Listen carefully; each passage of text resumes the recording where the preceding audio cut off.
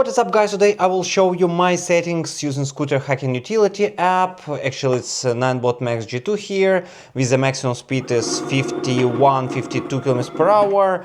And how I reach the speed, so you can check the settings, how to set it up to adjust to maximum speed to 52 km per hour. So let's check it out. To install the scooter hacking utility, I have separate video, so you need to replace your controller and you will have access to all the settings. So let's check it out what I have. First, the throttle speed. So the speed limit here is 50. Of course, you can put it more, but definitely it will not go. Okay, 100 kilometer. So anyway, it goes 52. It's not really a reliable source of speed, so you just set 50. It's okay. Also, the power base model here, you can set it up with this curve like this to reach the maximum speed, enable over modulation, acceleration boost to 100% also, and use DPC smoothing as well, should be enabled for brake. So brake minimum speed is 5 km per hour, and you can build similar curve, brake over short current, so this you can have to properly brake your Ninebot scooter. Motor start speed, so I'll put it off. You can put 3 km per hour, for example. As you see, it's not moving now. Also, field weaken, you need to enable in the sport mode only. Start speed, you put 25 km per hour. And set up like I showed in the picture, 65 ampere is the maximum. Of course, if you don't need it, you can just disable it and it will actually save some battery. But if you want to reach maximum speed, you should set it up like I'm showing to you now. And actually those are settings. Cruise control, if you need it, you set up. If you no need, you turn it off. So let me show you how it works. For example, time 5 seconds needed. Let's switch to, as example, to eco mode. Motor start speed put to 0 again, and let's try the cruise. Wait for 5 seconds and you will hear some sound. As you see, cruise control indicator is here, and to stop it just press the brake, and actually the cruise control is disabled. So if you need the cruise control, it's really good option to have it this way. If you don't need, you can just set it up to off and you will not use it. Modes, it's actually profile, disable modes, S mode only, so you can select which modes you want to have by default, or last one.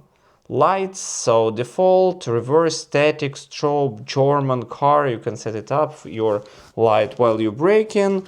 So by default it's strobe here, but actually you can do it as a static, it's up to you as well. Always active brake light, so if you enable this option, as you see, it's always beaming. If you disable this option, it's stop. User interface, so dashboard, kilometers per hour here. Idle dashboard can be set it up, for example, battery level, 82%, so it's quite convenient to have it. Or off at all, so just keep it regular. So let's put battery level. Also battery temperature can be, so I set up to battery level, keep it like this. Although battery bar data, you can show active profile, for example, or percentage of current speed limit, so you can also set it up what you want to have. Here also we have beep type when entering profile, no need.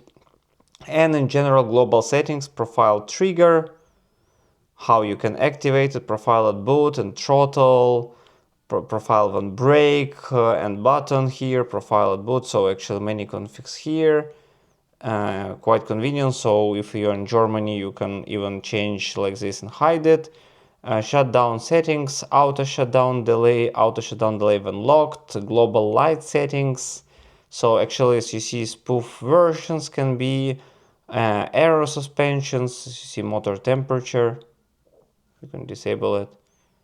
Actually, as you see, all the errors here, all the errors codes available, and you can disable up to your preferences. Also max resistor voltage and motor temperature was here. So motor settings, wheel size, Hall sensor settings, minimum throttle value, maximum throttle value, minimum brake, maximum brake.